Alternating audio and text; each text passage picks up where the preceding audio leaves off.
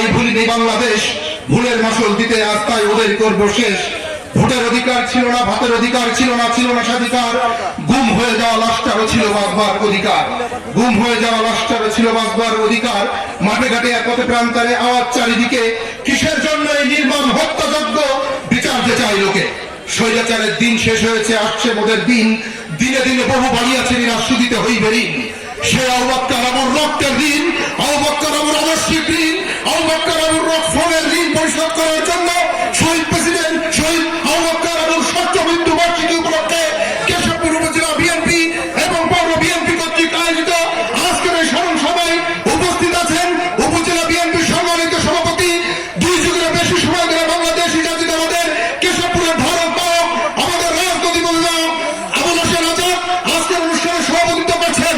উপস্থিত আছেন কেশবপুর উপজেলা বিএনপির সম্মানিত সাধারণ সম্পাদক অধ্যাপক আব্দুর রাজ্জাক।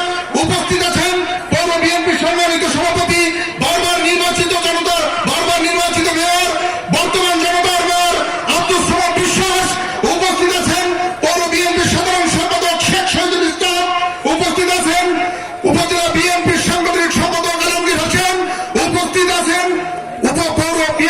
উপজেলা বিএনপির সাংগঠনিক সম্পাদক নুরুজ্জামান।